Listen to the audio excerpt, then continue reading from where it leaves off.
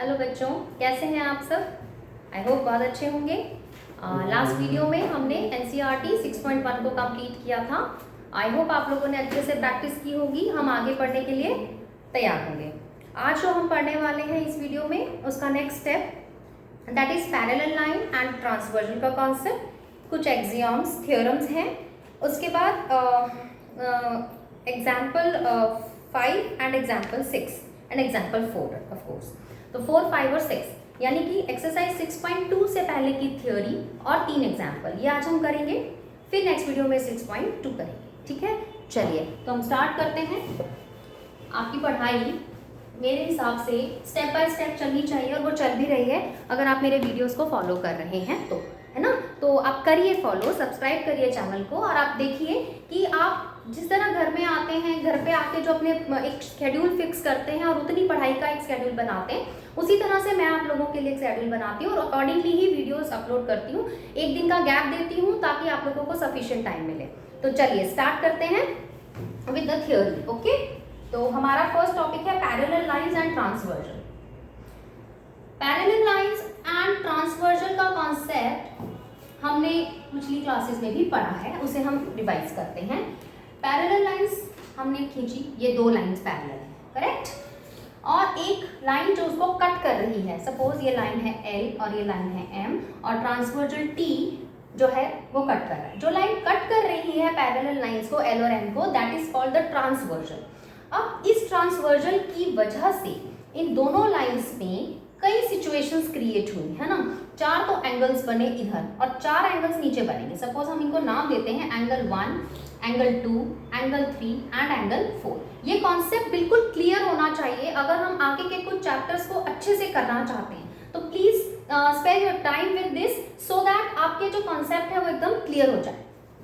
ये एग्जाम्पल, ये अपना एंगल 5, एंगल 6, एंगल 7 और एंगल 8। तो 2 पैरेलल लाइंस और एक लाइन जो से कट कर रही है दैट इज ट्रांसवर्जन। उसकी वजह से 8 एंगल्स हमारे क्रिएट हुए, 1 2 3 4 in this way. Anti clockwise मैंने नाम दिए हैं 5 6 7 8। जहां हमने यहाँ से 1 से शुरू किया था ना, हमने नीचे भी वहीं से 5 एंगल नंबर 5 से शुरू किया है। ठीक है, ये बताने का एक पर्पज है इसलिए। अब क्या सेकेंड थिंग इज कि हमारे इसमें 4 इंटीरियर एंगल्स हैं और 4 एक्सटीरियर एंगल्स हैं। कौन से इंटीरियर एंगल्स हैं? 4 इंटीरियर मतलब अंदर की तरफ। कहां से अंदर? 2 पैरेलल लाइंस के अंदर, है ना।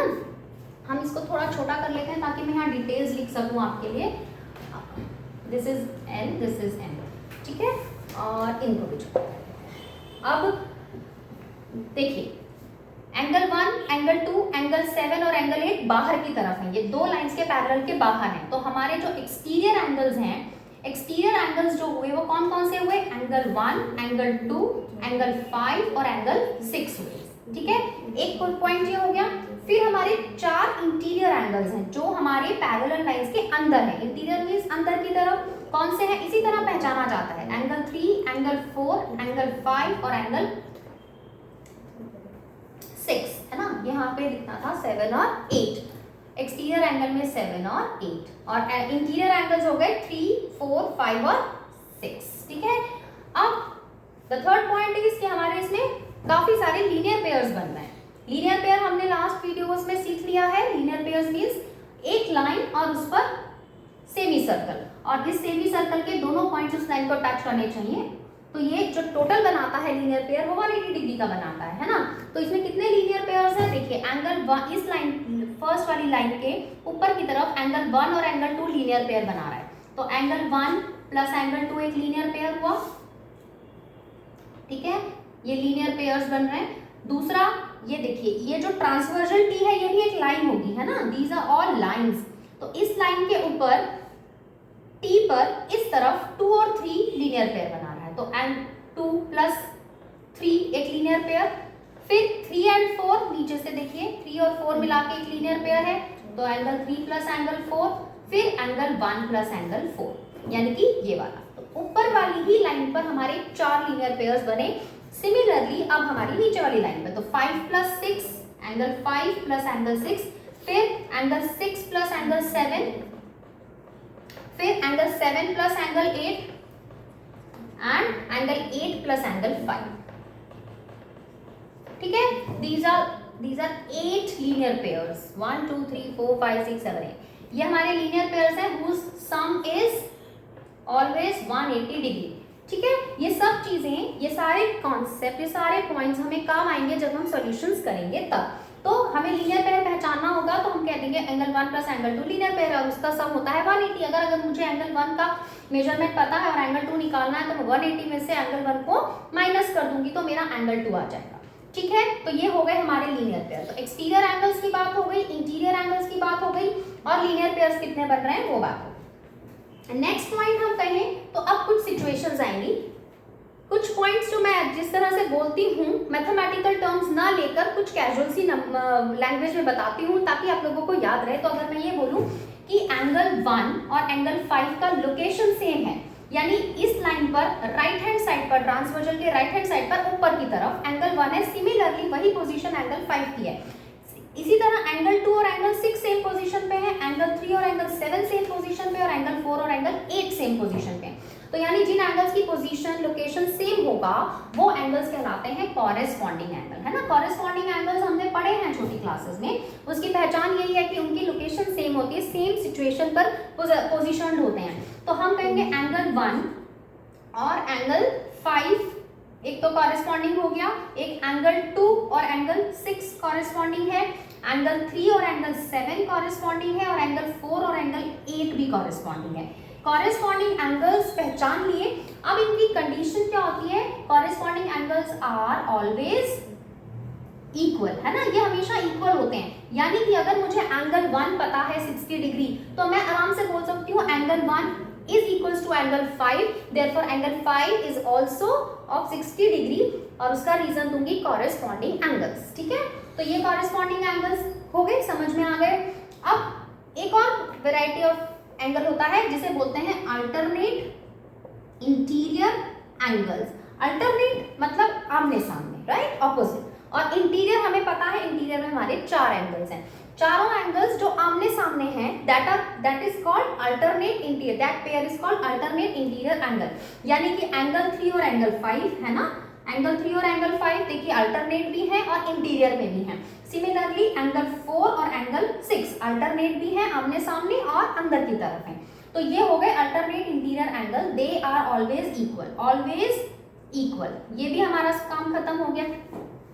तो हमने क्या क्या पढ़ लिए, एक्सटीरियर एंगल्स जो बाहर की तरफ हैं, इंटीरियर एंगल्स जो अंदर हैं, लीनियर पेयर्स 8 बन गए वो लिख लिए। कॉरेस्पॉन्डिंग एंगल्स की मैंने क्या पहचान बताई, जो सेम पोजीशन पे होते हैं, सेम लोकेशन पे होते हैं, वो हो गए, हमने वो कर लिए। और उसकी कंडीशन या उसकी प्रॉपर्टी क्या है कि corresponding angles are always equal. बच्चों ये जो चीजें हम पढ़ रहे हैं, ये एंगल्स इक्वल होना या ये एक्सटीरियर, ये सिर्फ और सिर्फ पैरेलल लाइन के केस में होते हैं, नॉन पैरेलल लाइन के केस में नहीं होते हैं। तो हम पैरेलल लाइन से ही इन्हें जोड़कर देखें और इन्हीं दो लाइन से नहीं जोड़ना है। ठीक है, उसके बाद हमने अल्टरनेट इंटीरियर एंगल, नाम से रिकंसाइल करो, नाम से उसको जोड़ो, अल्टरनेट और इंटीरियर। तो इंटीरियर में जो अल्टरनेट है, अल्टरनेट को मैंने कैसे पहचानने को बोला, अल्टरनेट मीन्स जो अपोजिट होते हैं। ठीक है, तो 3 और 5, 4 और 6 अल्टरनेट है और इंटीरियर है, that's why they are called alternate interior angles, जो कि उनकी भी प्रॉपर्टी यही है कि दे आर ऑलवेज इक्वल। ठीक है, अब इधर का इरेज करती हूँ कुछ, क्योंकि दूसरी और प्रॉपर्टीज मुझे लिखनी है। अब बात आती है angle on the same side of transversal. हम बात कर रहे हैं इंटीरियर एंगल्स की, तो हम उनको क्या बोलते हैं, angles on the same side of transversal. मैंने क्या बोला, लैंग्वेज से देखो तो ट्रांसवर्जल ये रहा, उसकी सेम साइड ये रही, एक तरफ ये एक तरफ ये। अल्टरनेट इंटीरियर में, अल्टरनेट में जाओ, ये सॉरी इंटीरियर में जाओ तो 4 और 5, यानी एंगल 4 और एंगल 5 ये क्या है, angles on the same side of transversal. इसी तरह 2 एंगल और हैं, एंगल 3 और एंगल 6, ये भी ट्रांसवर्जल की सेम साइड पर इंटीरियर में दोनों हैं। तो alternate angles on the same side of transversal की कंडीशन या प्रॉपर्टी ये नहीं होती कि दे आर ऑलवेज इक्वल, इनकी होती है कि इनका जो सम होता है it is always 180 degree, they are supplementary angles. ठीक है, ये एंगल्स सप्लीमेंट्री एंगल्स कहलाते हैं। बस एक यही एक पेयर ऑफ एंगल है जिसकी प्रॉपर्टी डिफरेंट है ना। बाकी तो हमने पढ़ा corresponding angles are always equal, alternate interior angles are always equal, but angles on the same side of transversal is equals to 180 degree. तो हमें कॉरेस्पॉन्डिंग एंगल्स दिए हैं, अल्टरनेट इंटीरियर दिए हैं, अल्टरनेट एक्सटीरियर एंगल हमें पता है। एंड अल्टरनेट एक्सटीरियर एंगल कौन से होते हैं? एंगल 1 एंड एंगल 7 है ना, अल्टरनेट एक्सटीरियर। तो अब जो एक्सटीरियर में अल्टरनेट है, एक्सटीरियर में है 1, 2, 7 और 8, और अल्टरनेट माने ऑपोजिट। तो एंगल 1 और एंगल 7 अल्टरनेट है, एंगल 2 और एंगल 8 अल्टरनेट है इन एक्सटीरियर में। तो अल्टरनेट एक्सटीरियर एंगल्स जो हुए वो हुए angle 1 and angle 7, angle 2 and angle 8। उनकी कंडीशन बिल्कुल वही होती है जो इंटीरियर एंगल्स की होती है। और interior angle on the same side of transversal हमने पढ़ लिया, दे आर सप्लीमेंट्री एंगल्स। ठीक है, तो ये हो गए हमारी कुछ पैरेलल लाइंस और ट्रांसवर्जल को लेके जो बेसिक थ्योरी जो छोटी क्लासेस में भी पढ़ी थी, but it should be revise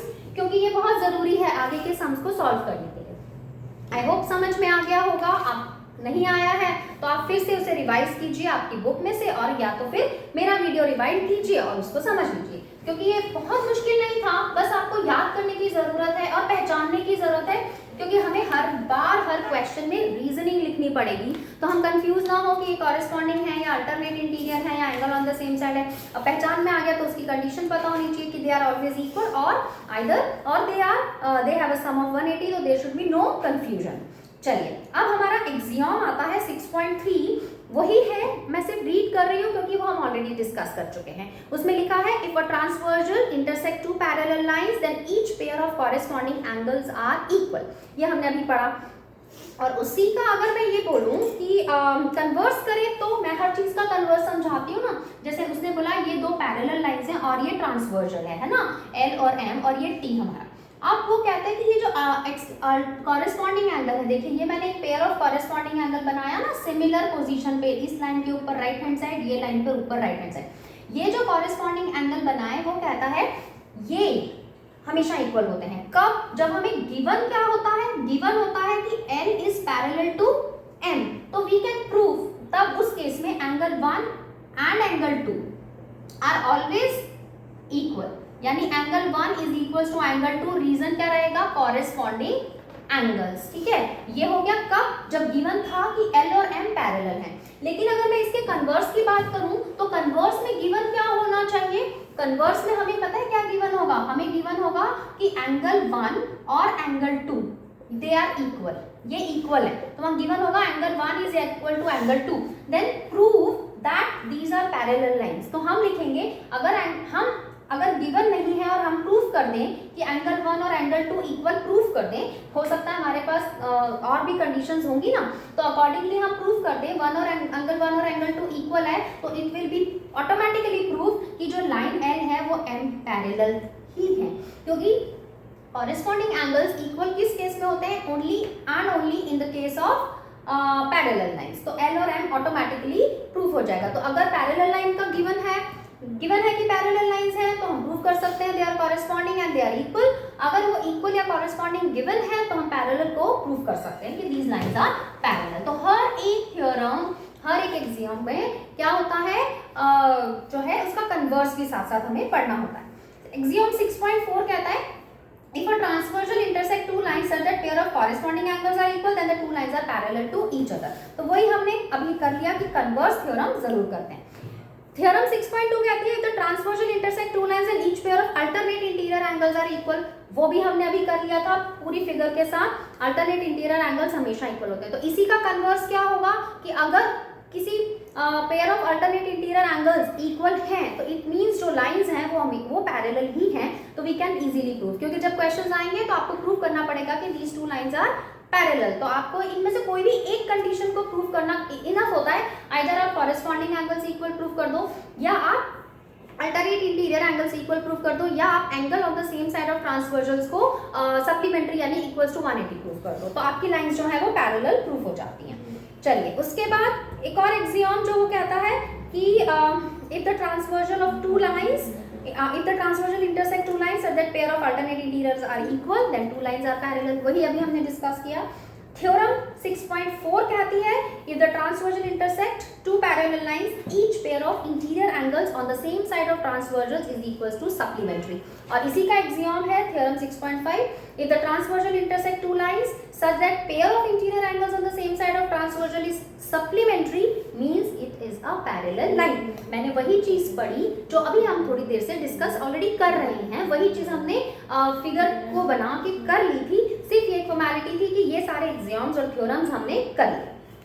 अब एक और थ्योरम हम कह सकते हैं that is line parallel to the same line. क्या कहते हैं? Line which are parallel to same line are parallel to each other. तो लाइन विच आर सेम, तो देखिए एक लाइन बना लेते हैं, ये मैंने एक लाइन बनाई, ठीक है, सेंटर में बनाते हैं इसको। लाइन सपोज ये हमारी लाइन है, इसे हम अपना नाम दे देते हैं लाइन M, ठीक है। ये जो लाइन M है ये इस वाली लाइन L के भी पैरेलल है और यही लाइन M लाइन N के भी पैरेलल है। यानी हमें गिवन क्या है? हमें गिवन है कि M is parallel to L और M is parallel to N। तो automatically according to this theorem 6.6 ये प्रूफ हो जाता है कि जो लाइन L और N है वो भी पैरेलल ही है। L is parallel to N, it is proved. Same line parallel to two different lines, if that is the situation, then these two different lines are also parallel to each other। तो ये हमारी theorem 6.6 है जो लिखी है lines which are parallel to different same lines are also parallel। L parallel to M है, L he parallel to N है, तो M और N भी parallel हुई। ये वाली प्रॉपर्टी किसी भी तरह से हम उसको कर सकते हैं। अगर N M के भी पैरेलल है और N L के भी पैरेलल है तो L और M भी पैरेलल हुआ। तो तीनों कंडीशंस के साथ हमने इस थ्योरम को समझ लिया। तो ये थ्योरम्स थी पैरेलल लाइन, ट्रांसवर्सल और ये line parallel to the same line. इनको बेस बना के 3 एग्जाम्पल सॉल्व करेंगे जो हमें एनसीईआरटी में गिवन है 4, 5, 6 और इसकी ही बेस पर एक्सरसाइज 6.2 है, ठीक है। चलिए तो हम एग्जाम्पल 4 ले लेते हैं।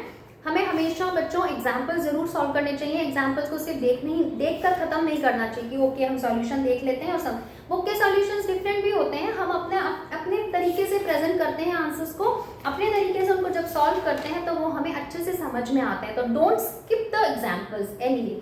चलिए तो अब हमारा पहला एग्जाम्पल बोलता है, एक फिगर गिवन है हमें जिसमें PQ और RS पैरेलल है, ठीक है। मैं बना देती हूँ यहाँ पर, ये PQ है, ये RS है, दैट इज लाइन PQ। बहुत शांति से आप लोग भी अपना नोटबुक निकालो, डायग्राम्स मेरे साथ साथ ड्रॉ करो, उसके सॉल्यूशंस करने की कोशिश करो, तभी वो आपको क्लिक होंगे जब एग्जामिनेशन में पेपर सामने आएगा, है ना।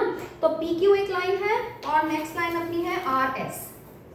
ये 2 लाइंस उसने बोली और क्या होता है, ये पैरेलल है, ठीक है। तो गिवन क्या है, हमें कंडीशंस लिखनी होती है, वो लिख लीजिए। हमें गिवन है PQ is parallel to RS। चलिए ये एक चीज समझ में आ गई। अब उसके बाद कहता है MXQ, इसके अलावा यहाँ पर उन्होंने पॉइंट M दे रखा है, ठीक है, और इससे यहाँ पर एक लाइन सेगमेंट खींची है और M से ही सेंटर में है, यहाँ पर एक पॉइंट है और यहाँ से हमें ये लाइन खींची, ठीक है। तो दिस इज M और ऊपर है ये X और नीचे है Y। और क्या गिवन है, हमें गिवन है ये वाला एंगल गिवन है विच इज 135 डिग्री और हमें ये Y इधर से गिवन है 40 डिग्री। तो क्या क्या गिवन हुआ कि एंगल MXQ, ठीक है, MXQ, ये Q है ना, MXQ एंगल कितना है, ये 135 डिग्री। और एक और एंगल गिवन है MYR। तो एंगल MYR जो है वो है हमारा 40 डिग्री का, ये हमें गिवन हो गया।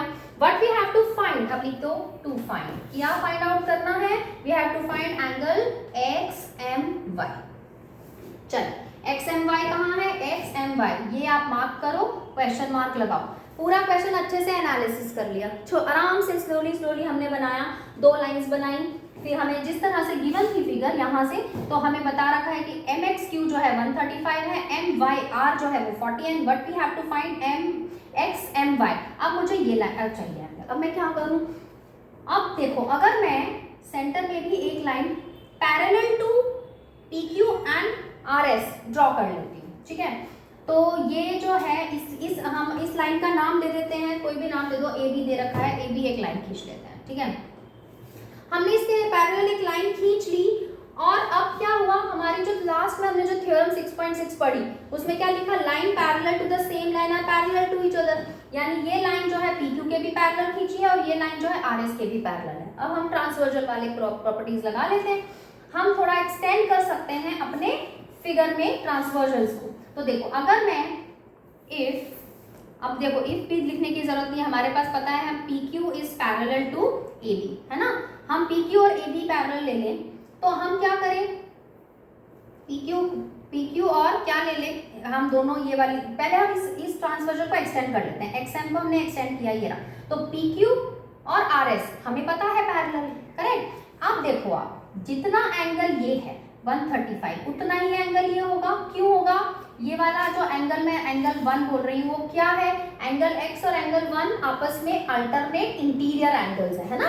135 ये आप इसकी सेपरेट फिगर बनाएं तो ऐसी बन रही है, ये 135 है तो ये भी 135, ये देखो ये पोजीशन है ना, तो ये वाली दो लाइन पैरेलल ली PQ और RS, तो एंगल Q और एंगल 1 जिसको मैंने नाम दिया है एंगल 1, जो हम कह सकते हैं M, इसको अगर मैं अल्फाबेट दे दूं, S दे दूं तो MSR कुछ भी दे सकते हैं, तो इसको मैंने एंगल 1 का नाम दिया, तो मैं कह सकती हूँ angle x is equals to angle 1। हम क्या रीजन देंगे इसके बिहाइंड, इसके पीछे रीजन है अल्टरनेट इंटीरियर एंगल्स। ये बहुत जरूरी है बच्चों कि आप साइड में उसका रीजन जरूर से दें कि ये किस रीजन से हमने इसको इक्वल बताया। अब एंगल x हमें पता है 135, तो एंगल 1 हमारा 135 आ गया, ठीक है। अब इससे हमें कोई पर्पस सॉल्व हो रहा है क्या, मैंने इसको क्यों किया, हमारा ध्यान उसी पे जाएगा जो हमारा गिवन होता है ना, लेकिन इससे यहाँ से हमें ये मिलना मुश्किल लग रहा है, तो अब मैं क्या करूँ, मैं ऐसा करूँ कि इसको भी एक्सटेंड कर लेती हूँ, ठीक है।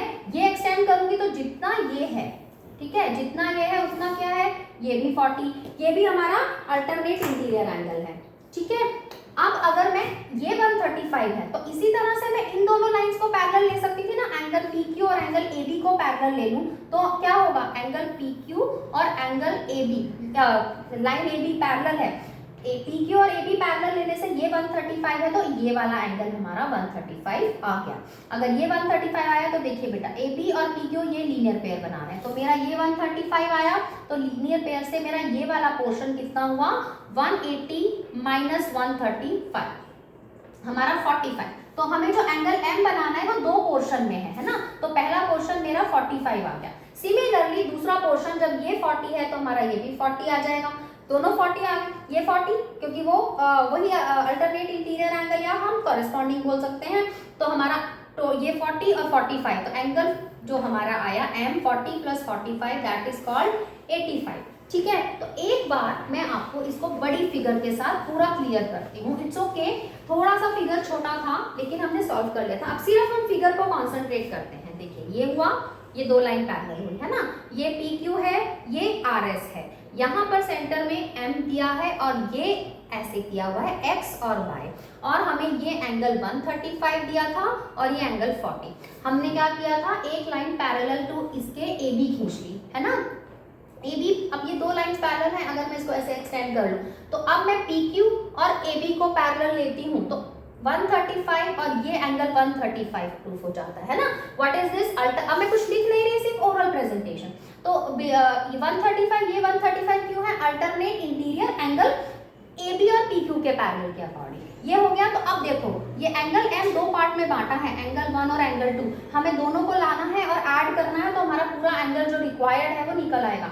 ये लीनियर पेयर बना रहा है ना, लीनियर पेयर बनाने की वजह से 180 माइनस 35, तो ये एंगल 1 निकल आया हमारा 45 डिग्री।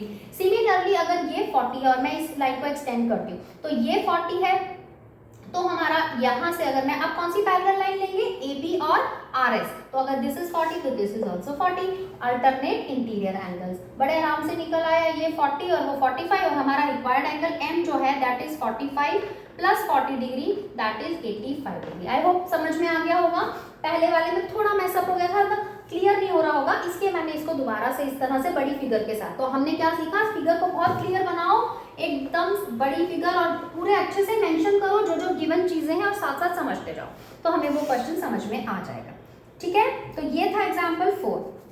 अब बात करते हैं एग्जाम्पल 5 की। क्वेश्चन बोलता है कि if a transversal intersect two lines, दो लाइंस हैं, बताया नहीं है कि वो पैरेलल है या नहीं, पर दो लाइंस को एक ट्रांसवर्जल इंटरसेक्ट कर रहा है। तो इन्होंने दो लाइन जो बनाई है वो ये और ये, ठीक है, ये है PQ और ये अपनी RS, ये खींच दी। एक AD ट्रांसवर्जल AD जो है इनको इंटरसेक्ट कर रहा है। ओके, ये हमने बना लिया। आगे क्या बोलता है, such that bisector of the pair of corresponding angles are parallel. ठीक है, तो यहाँ पर हम नाम दे देते हैं B और ये नाम दे देते हैं इसको C। अब वो क्या कहता है, जो कॉरेस्पॉन्डिंग एंगल्स बन रहे हैं, ये कॉरेस्पॉन्डिंग एंगल्स बन रहे हैं, इनका जो बाइसेक्टर है, ये गिवन है सब क्वेश्चन में, ये जो बाइसेक्टर्स बना है, ये बाइसेक्टर्स भी बना दिए मैंने, इसको हम दे देते हैं E और इसको हम यहाँ नाम दे देते हैं G।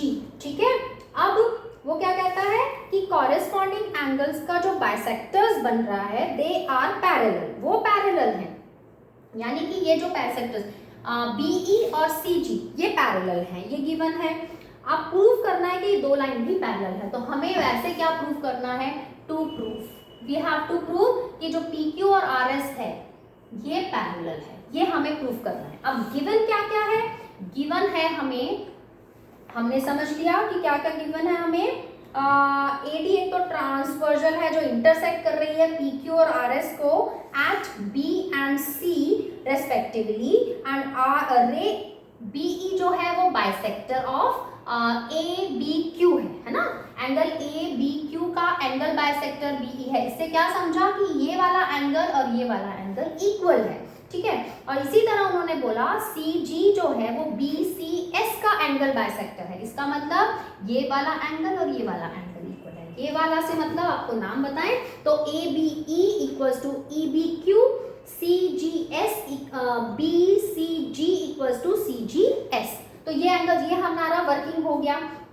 उसके बाद और क्या बोलना चाहता है कि BE और CG पैरेलल, ये भी गिवन है हमें कि जो BE है BE is parallel to CG। ये गिवन क्यों काम आएगा, गिवन हमारा कहाँ काम आएगा, ये दो लाइन पैरेलल है तो इसके अकॉर्डिंग हम कॉरेस्पॉन्डिंग प्रूफ कर सकते हैं।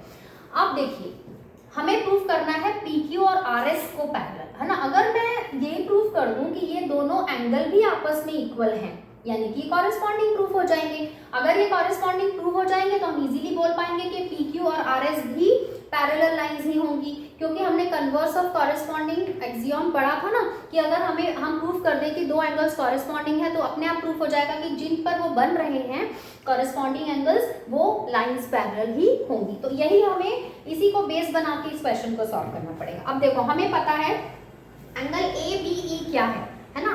एंगल ABE जो है, व्हाट इज एंगल ABE?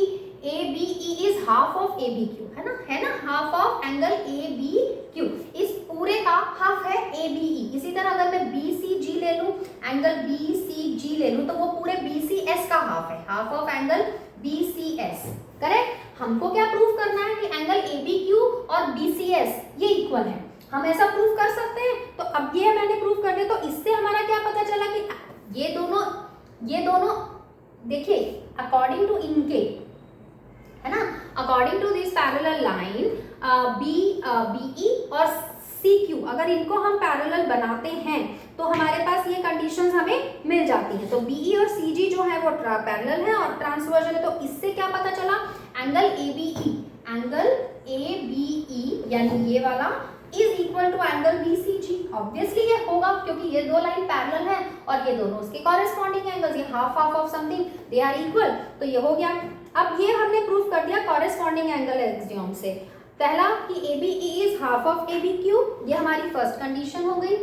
दूसरा हमने प्रूफ कर दिया BCG जो है वो हाफ ऑफ BCS है, ये दूसरा कंडीशन। और तीसरा हमने प्रूफ कर दिया कि जो ABE है वो BCG है, तो ये हमारी तीसरी कंडीशन। इन तीनों को अगर मैं बेस बनाती हूँ तो क्या बनेगा कि हमें पता है ABE और BCG इक्वल है, तो ABE कितना है, हाफ ऑफ एंगल ABQ, है ना, इक्वल्स टू BCG कितना है, half of angle BCS, correct. अगर मैं ऐसा बोलूं तो half of this and half of this अगर इक्वल है तो इनका कंप्लीट इक्वल होगा, हाफ से हाफ ना कैंसिल भी हो जाएगा जब वहां जाके वो मल्टीप्लाई होगा। तो हमारा क्या हो गया, AB Q is equal to angle BCS। वही तो प्रूव करना था, एंगल ABQ ये पूरा एंगल और BCS ये पूरा एंगल, ये हमने इक्वल प्रूव कर दिया।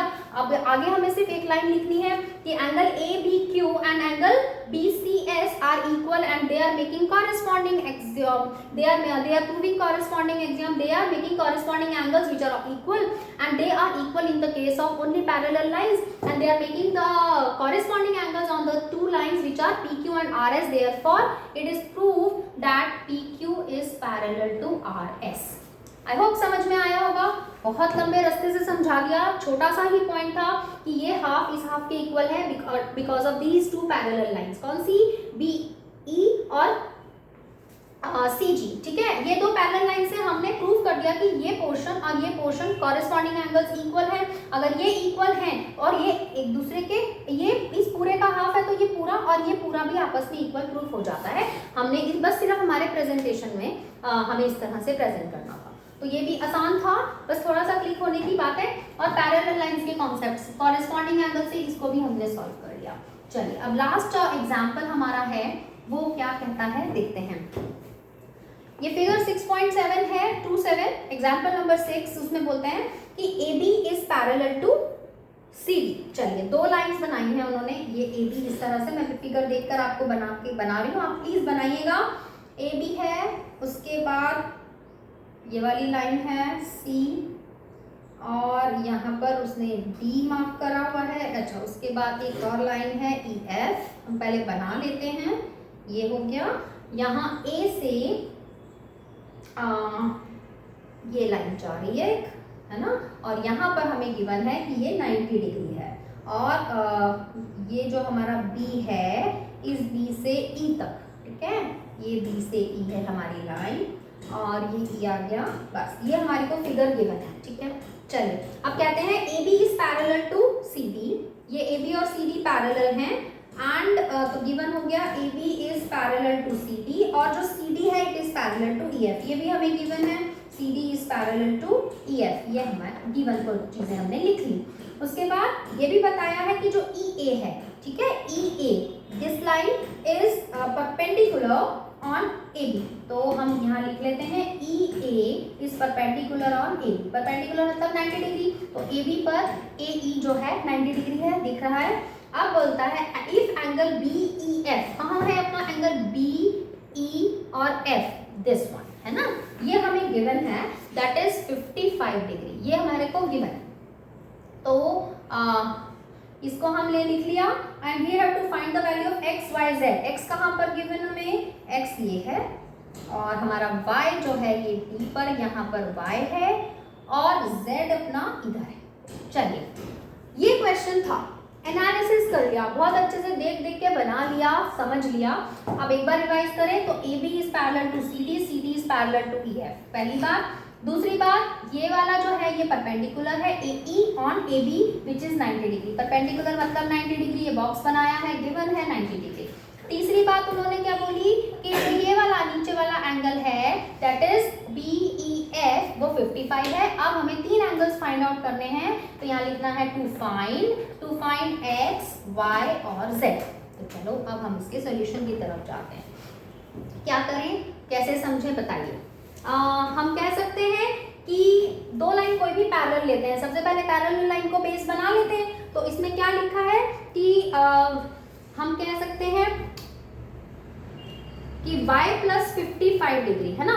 देखो ये दो लाइन पैरेलल ले लेते हैं, CD is parallel to EF, ये CD और ये पैरेलल लिया, तो ये क्या हुए, एंड ये ट्रांसवर्जन हुआ, EB इज अ ट्रांसवर्जन, यहाँ पे भी लिख लो इक्वल्स टू ट्रांसवर्जन। अगर ये ट्रांसवर्जन है तो दिस और दिस, ये क्या है, angle on the same side of transversion, तो y plus 55 degree equals to 180 हुआ, क्योंकि वो सेम साइड पे है तो वो 180 डिग्री बनाते हैं। हम यहाँ पर रीजन लिखेंगे, angles on the same side of transversion, अपना रीजन प्रॉपरली लिख लेना।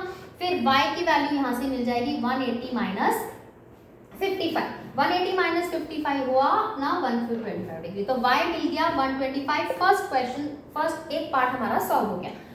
अब y 55 है तो क्या करें, अब दूसरी लाइन हम पैरेलल ले लेते हैं। अब हम कौन सी लाइन पैरेलल ले लें, ए बी और सी डी को पैरेलल, ए बी और सी डी पैरेलल गिवन ही है हमको, इसको यूज करेंगे ए बी और C D parallel. A B और सी डी पैरेलल है, ट्रांसवर्जन वही है E B is equal to transversion. इस केस में देखिए एंगल डी और एंगल ये एक्स, ये क्या है, सेम लोकेशन पे है, दे आर कॉरेस्पॉन्डिंग, तो हम कहेंगे y is equal to x. क्या रीजन देंगे, कॉरेस्पॉन्डिंग एंगल्स, ये रीजन दिया। अगर y 125 है तो इसका मतलब x is equal to 125 degree, ये भी मेरा निकल आया 125 डिग्री। आ गया समझ में, कंफर्म करते हैं x 125। अब हमें पता है देखो AB is parallel to CD और CD is parallel to EF, इसका मतलब AB और EF भी पैरेलल हुए ना। थर्ड वाली हमारी जो प्रॉपर्टी है आज हमने पढ़ी, AB is parallel to CD, CD is parallel to EF, ये गिवन है, तो इसका मतलब क्या हुआ, AB is parallel to EF भी होगा। तो हमें प्रॉपर लिखना पड़ेगा as AB is parallel to CD and CD is parallel to EF, so AB is also parallel to EF, correct. अब हमें यूज करना है ना, इसलिए अब हम क्या करें, AB और EF को पैरेलल लेते हैं और ट्रांसवर्जन इस बार AE को लेते हैं, तो ट्रांसवर्जन AE ले लेते हैं। ट्रांसवर्जन अगर AE लिया तो यानी कि ट्रांसवर्जन के सेम साइड पर ये दो एंगल्स हैं, कौन कौन से, 90 और इधर से Z प्लस 55, और ये दोनों मिलाकर कितने हैं 180 degree, because they are angle on the same side of transversion which are of 180 degree या विच आर सप्लीमेंट्री। तो हम क्या कहेंगे 90 डिग्री प्लस ये पूरा शामिल है ना इसमें, ये पूरा और ये पूरा, तो वो दो एंगल को मिला के बन रहा है Z प्लस 55, ये मिला के है 180, रीजन दोगे angle on the same side of transversion. अब इसे हम सॉल्व कर लेते हैं, 145 plus Z is equal to 180, तो हमारा Z निकल आया 180 माइनस 45 दैट इज 35। बस ये हो गया हमारा क्वेश्चन, ये 35। वैसे भी हम निकाल सकते थे, ये 90 है तो हमें पता है ये भी 90 का ही सम आएगा, और फिर 90 माइनस 55 कैसे भी कर सकते हैं, लेकिन हमें प्रॉपरली शो करना पड़ेगा with the help of parallel lines की प्रॉपर्टी। तो ये क्वेश्चन आप समझ में आया, इसमें पैरेलल लाइन भी था, इसमें कॉरेस्पॉन्डिंग एंगल्स भी थे, इसमें same line parallel to each other वो वाला एक्सियम भी था, और उसके अलावा angle on the same side of transversion का कॉन्सेप्ट भी था। तो this was the very nice question, I hope समझ में आ गया होगा, और आप लोग इन्हीं 3 एग्जाम्पल्स को दोबारा करके देखिएगा। अभी तो मैं बोलती गई, आप लोगों को समझ में आता गया है ना। अब एक बार आप खुद से करने की कोशिश करें, डेफिनेटली हो जाएगा, नहीं तो वीडियो है आप उसे रिवाइंड करके देख सकते हैं। तो आज हमने जो टॉपिक कंप्लीट किया वो पैरेलल लाइंस, ट्रांसवर्जन के कॉन्सेप्ट, थ्योरीज, और उसके अलावा 3 एग्जाम्पल किए। इसके बाद आती है एक्सरसाइज 6.2 जो हमारा नेक्स्ट स्टेप रहेगा। Definitely as soon as possible next video upload कर दूंगी, क्योंकि आज इनफ होमवर्क है। 3 एग्जाम्पल करिए और ये प्रॉपर्टीज याद कीजिए। आपको देखते ही समझ में आना चाहिए कि कौन सा कॉरेस्पॉन्डिंग एंगल है, कौन सा अल्टरनेट इंटीरियर है, कौन सा angle on the same side है, कौन से लीनियर पेयर्स बन रहे हैं और उनकी प्रॉपर्टी क्या है। तो बहुत अच्छे से वर्कआउट कीजिए घर पे इसके मामले में, और दूसरा इन तीनों एग्जाम्पल्स को करके देखिए, ठीक है। चलिए, तो आज ये वीडियो यहीं खत्म करते हैं। Have a nice day.